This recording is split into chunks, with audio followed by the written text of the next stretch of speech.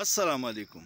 دوه ورځې مخکې د اکنامک ډیویژن سیکرټري د قومي اسمبلی قایمه کمیټې ته بریفینګ کې دوه ډېرې اهم خبرې کړي. یوې دا کړې ده چې باشا ډیم لا نور څوک موږ له قرض نه راکوي، بس خلکو لاس چوت کو، او یوې دا خبره کړې ده چې سعودي عرب کم موږ له په قرضو باندې به تیل راکول هغه سہولت هم ختم کو. تاسو ته کو یاد شي نو په عمران خان په دور کې دا سہولت موږ ته شروع شوی چې حالات زموږ د ملک خراب وو نو سعودي عرب به موږ له په قرضو تیل راکول، بیا به وروسته ورته موږ پیمنټ کوو.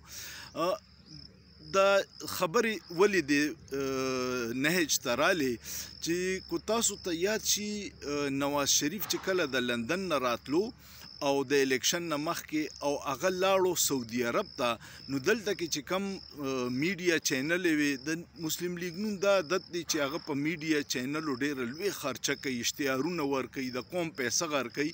لسره به یې وله په تیر پی ډي ایم په حکومت کې ورکړې وي، اوس به یې بیا هم ورکولې ښه ډېرې. نو هغوی یو بیانیه جوړه کړې وه ځکه چې نواز شریف د پاکستان راتلو نه مخکې د لندن نه سعودي عرب ته لاړو او بیا رالو. نو دلته کې چې کم صحافیانو هغوی قوم سره دوکه کوله او دا بیانیه جوړوله چې سعودي عرب ته نواز شریف لاړو، د نواز شریف چونکې زاړه تعلقات دي نو 25 ارب ډالر به راځي، او دا 10 ارب ډالر خو داسې دي چې دا به واپس نه غواړي، او دا 15 ارب ډالر چې دي دا انویسټمنټ دی.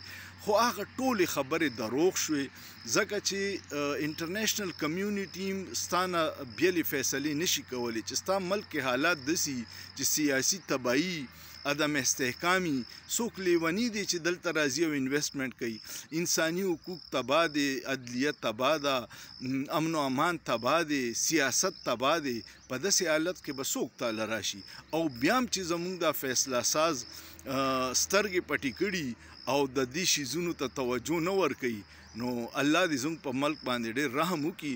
خو ما درته دا ووایي چې سعودي عرب به نواز شریف دی وي چې زموږ برادر ملک دی، نو دا خو زموږ برادر ملک دی، خو برادر ملک نور په دې غلو باندې اعتبار نه کوي ځکه یې وله د قرضو هغه تیلو سہولت هم ختم کو.